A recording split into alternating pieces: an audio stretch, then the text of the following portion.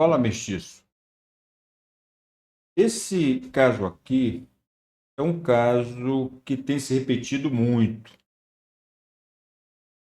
de pessoas pardas que são excluídas nas cotas raciais pelos tribunais raciais. Normalmente a pessoa não vê isso acontecendo com pessoas com aspecto de preto, aspecto de preto.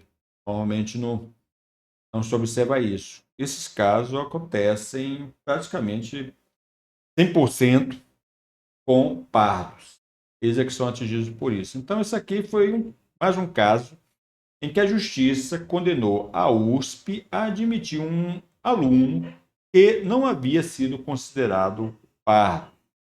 Pois bem, pelos traços físicos do aluno, fica bem nítido, né, é, que ele tem traços de descendente de preto. Fica bem nítido na aparência dele. O, o que muitas pessoas, às vezes, se revolta com esse tipo de fato é exatamente por isso, porque é berrante aí o erro de não ter sido classificado como pardo. Mas algo que muitas pessoas não atentam é que critério de aparência não faz parte da lei de cotas. Não faz parte. Isso foi uma coisa que foram criando com o tempo. Ou seja, eles aprovaram um texto que colocava cotas para pardos, para pretos e para indígenas. E todo mundo aprovou o projeto sobre aquela ideia de colocar cota para esses segmentos. Por sinal, quando transitou o projeto da lei de cotas, é bom nós lembrarmos disso, constava cotas para negros e para pardos. Ou seja, assim foi passando. Então, os políticos iam ouvindo o discurso a favor das cotas, discursos como o do senador Paulo Paim, e iam lá ouvindo que essas cotas seriam para negros e para pardos.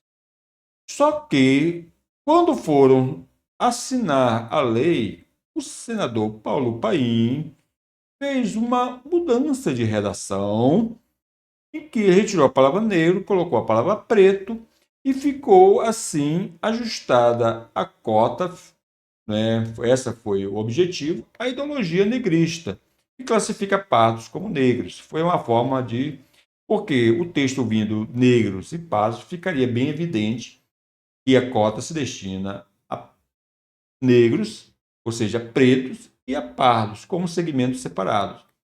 Mas mesmo com essa manobra do senador Paulo Paim, o texto da lei distingue preto de pardo, porque coloca o critério para esses pardos que seja segundo o IBGE.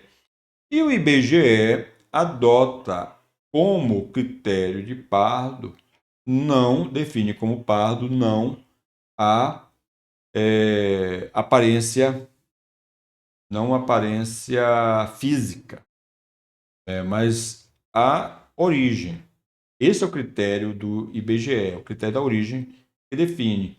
E para o registro, inclusive, das declarações, ele coloca a autodeclaração. Se uma pessoa com aparência branca disser para o IBGE que ela se declara preta, o registrador vai registrar preta. Se uma pessoa com aparência branca dizer eu sou amarelo, eu me identifico como amarelo, porque eu descendo de amarelo, descendo de japonês, descendo de chinês, meu bisavô era japonês, ele vai registrar como amarelo. Se a pessoa com aparência branca disser eu sou indígena, né, a minha avó era indígena, eu assim como me identifico, ele vai registrar como sendo indígena. Se a pessoa dizer que é parda e tiver aparência branca, ele vai registrar como parda. Então, o critério do IBGE para registrar no censo é o critério da autodeclaração, não é critério por aparência. Não existe mais a identificação, heterodeclaração. Ou seja, não existe uma o recenseador não é ele mais que analisa a pessoa que está sendo entrevistada, o entrevistado, né? Ele que registra. No passado era assim.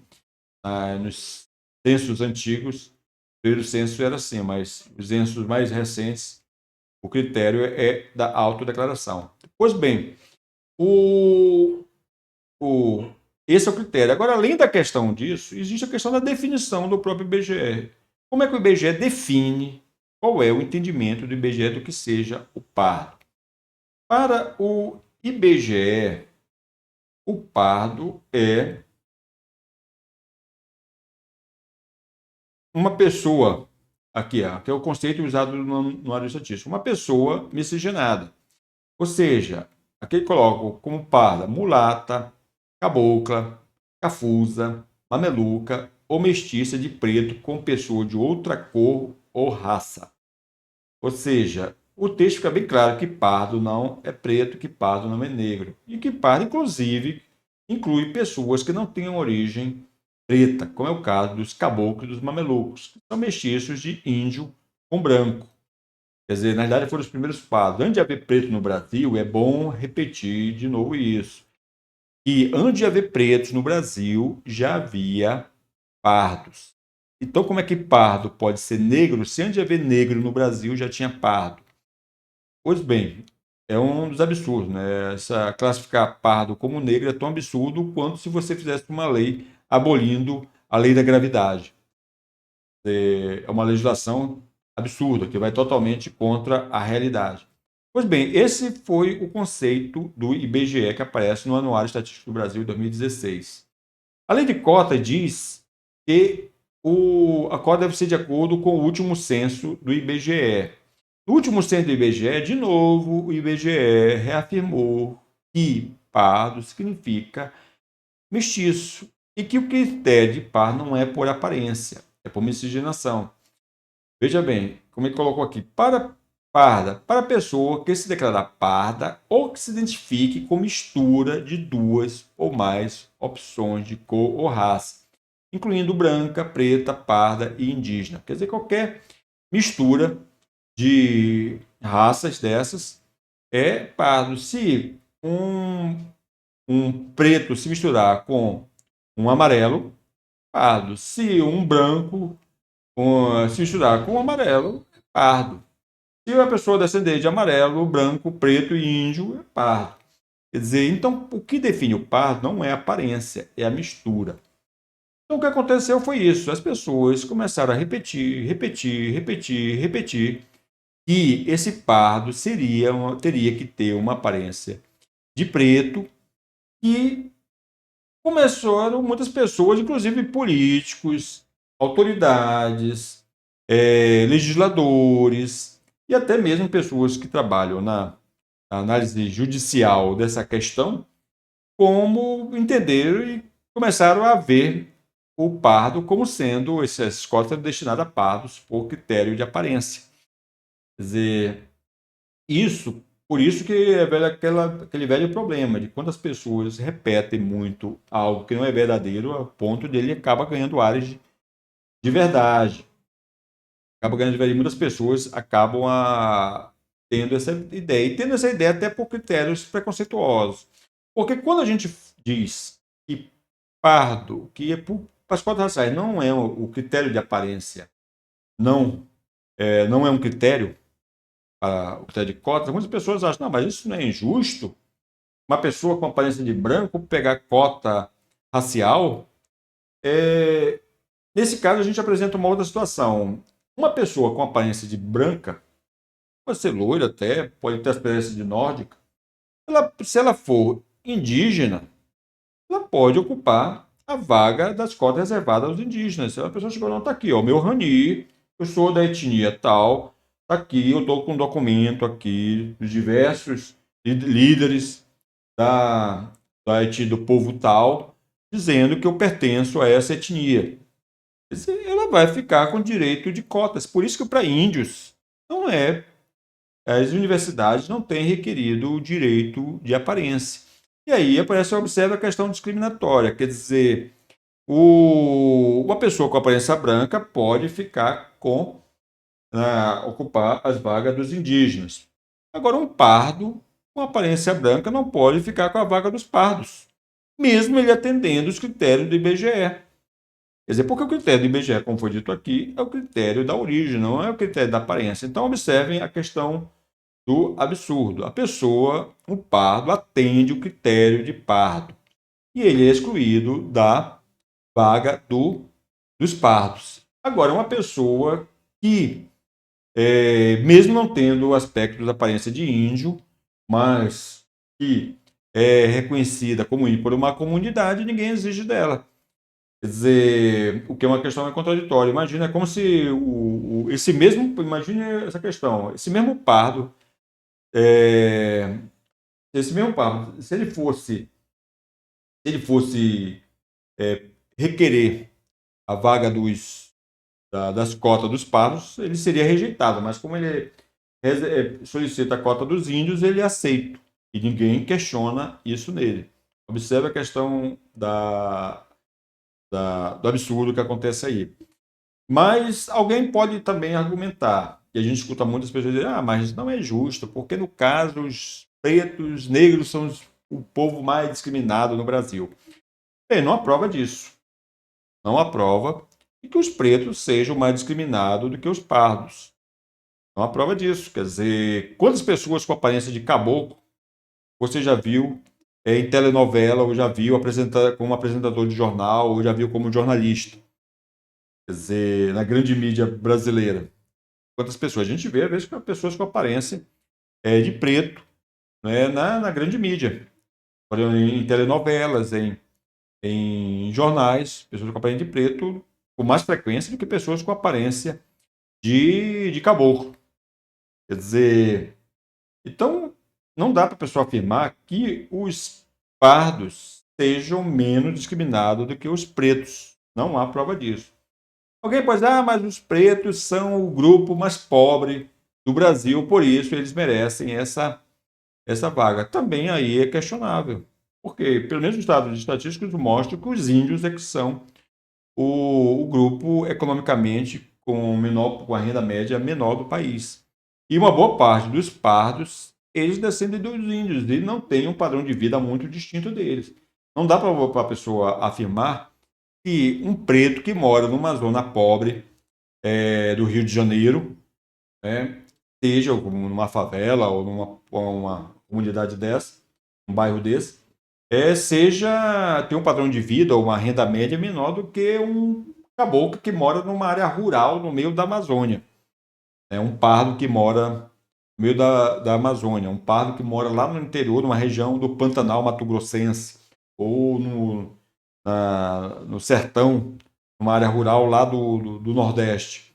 Quer dizer, é difícil você afirmar isso.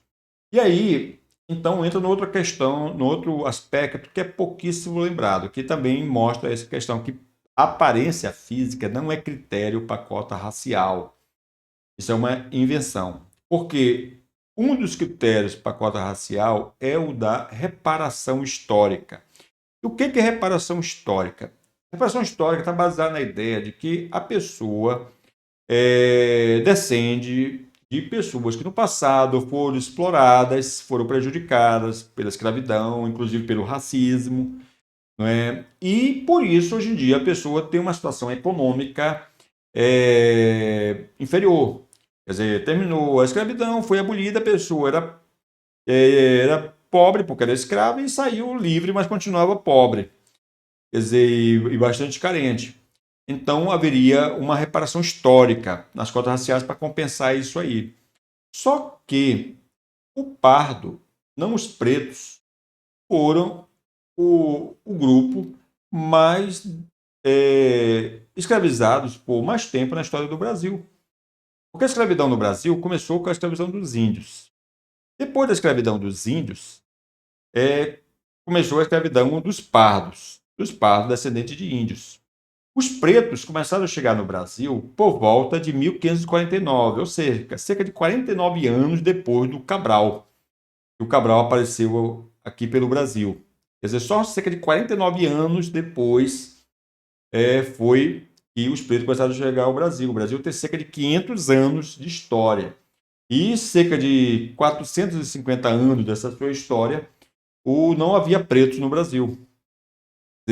Então acontece esse aspecto histórico e pouquíssimas pessoas atentam para isso e poucas pessoas conhecem isso.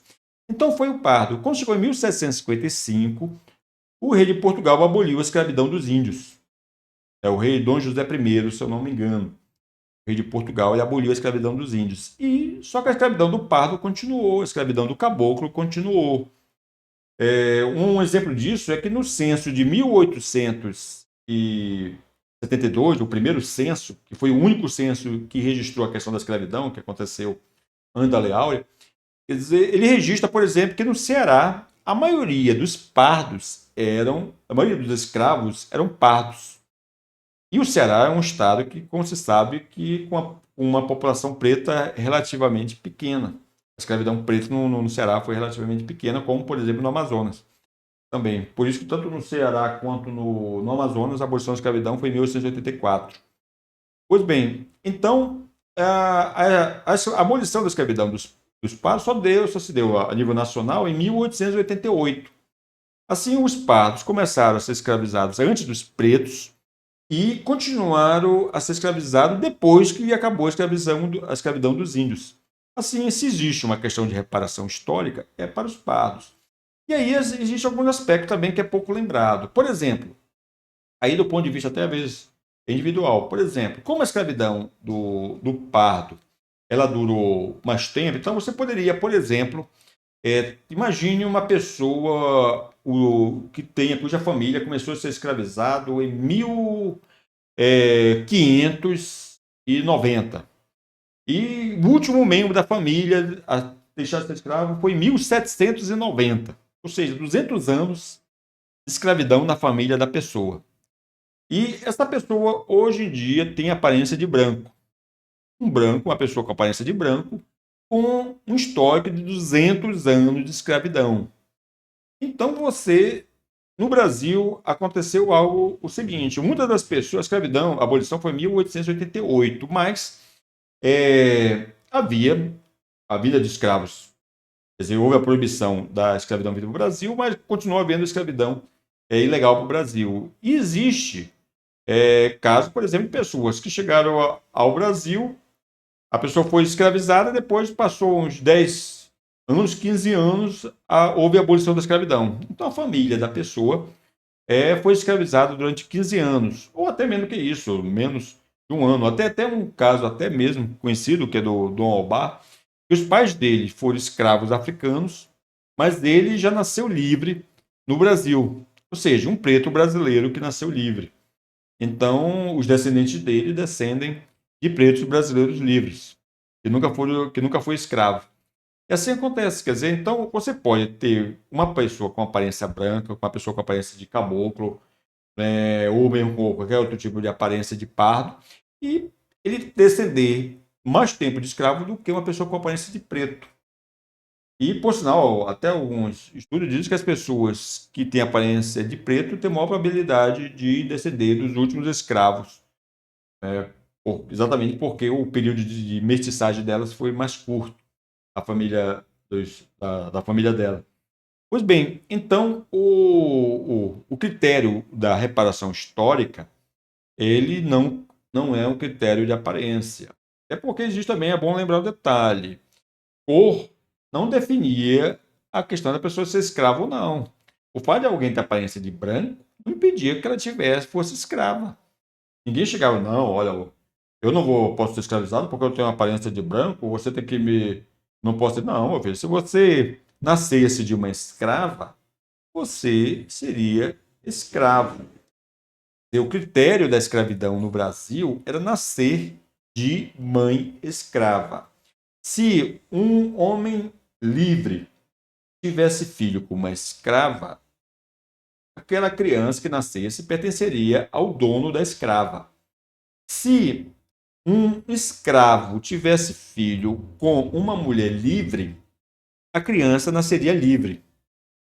Então, o critério no Brasil para ser escravo era a pessoa nascer de uma escrava. Por isso mesmo que tinha o nome daquela lei chamada da Lei do Ventre Livre, em que, a partir daquela época, a escrava que tivesse desse à luz a um filho, esse filho já nasceria livre, ou seja, ela continuaria escrava, mas o filho dela já nasceria livre, o ventre dela é que seria livre.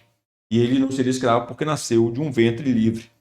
Então, essa era o significado da lei. Então, para o critério da reparação histórica, não há sentido nenhum em exigir aparência. Outro aspecto que é pouco lembrado é o critério da burocracia representativa. O que é isso? É a ideia de que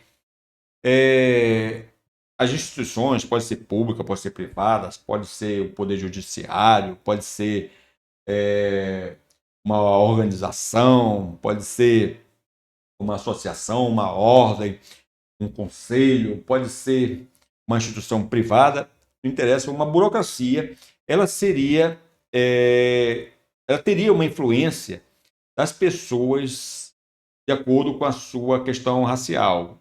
Em seguinte sentido, por exemplo, a ideia de que um preto ou índio, ele que trabalhasse em uma instituição, ele conheceria mais os problemas dos pretos, os problemas dos índios, e por isso ele poderia opinar e poderia interferir naquela instituição, porque ele conhecia a situação.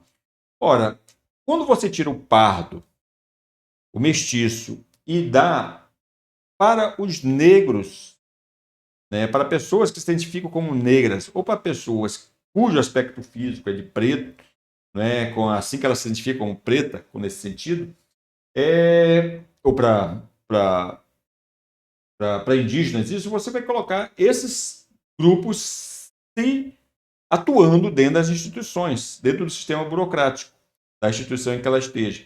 Enquanto isso, o pardo vai estar de fora. Quer dizer, ele só vai servir para contar, para aumentar as vagas, mas ele mesmo não vai estar lá para defender uma situação que possa prejudicá-lo. Quer dizer, pode ter uma instituição lá que a pessoa vai decidir, por exemplo, sobre essa questão das cotas raciais e não tenha ninguém lá na burocracia para fazer esse discurso que eu estou fazendo aqui.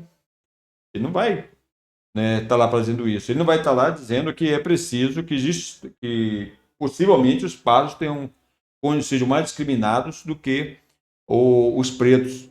Ele não vai estar lá para defender os pardos, ele vai estar lá para defender os negros, aqueles que se identificam como negros. Assim por diante. Então não vai ter lá uma burocracia representativa mestiça. Então, essa é a ideia. Então, foi ótimo que esse rapaz tenha sido aceito das cotas raciais, mas seria muito melhor se não tivesse sido levado em consideração a questão da aparência dele, e sim a origem dele. A origem dele. Até porque, como tirou uma situação. Imagine agora que uma pessoa descende de imigrantes africanos, chegou aqui no Brasil, é preta, quer dizer, e não descende de escravos. Ele vai ter direito à cota? Nós temos um exemplo famoso, né, que não aconteceu no Brasil, foi nos Estados Unidos, do presidente Barack Obama, em que a mãe dele era branca, norte-americana, o pai dele era queniano, livre. Ou seja, o presidente Barack Obama, o ex-presidente dos Estados Unidos Barack Obama, é um caso de um pardo dos Estados Unidos, de um afrodescendente dos Estados Unidos, que não descende de escravo. Uma pessoa, na situação dele, teria direito às cotas, enquanto uma pessoa com aparência branca descendente de escravos não teria. Então, fica aí essa mensagem. Compartilhe esse vídeo. Compartilhe esse vídeo, se inscreva no canal do Movimento Pardo Mestiço Brasileiro. Nós somos do Movimento Pardo, não é o maior movimento pardo mestiço do país. Nós somos também o maior, mais antigo em atuação. Aqui nesse canal você vai ter notícias fundamentadas, baseadas, para não ficar se deixando levar por notícias sem fundamentos. Como, por exemplo, uma que a gente vai até tratar em outro vídeo, aquela história que pardo é uma coisa e mestiço é outra, que estão divulgando por aí. Agora, é preciso, antes de encerrar, lembrar algo, que cabe a você, pardo, se posicionar sobre isso. Não vão ser os brancos, não vão ser os índios, não vão ser os pretos que vão resolver esse problema, não. Se você não se defender enquanto pardo, enquanto mestiço, enquanto povo mestiço, você vai continuar a ser discriminado cada vez mais. Inclusive você, pardo, que fica se posicionando contra os outros pardos. Você está plantando a discriminação para você mesmo e para os seus descendentes. Porque cabe a nós, aos pardos, cabe a nós, ao povo mestiço, defendermos a nós mesmos contra as discriminações. Então, fica aí a mensagem. A mestiçagem unifica a nação unifica a mestiçagem.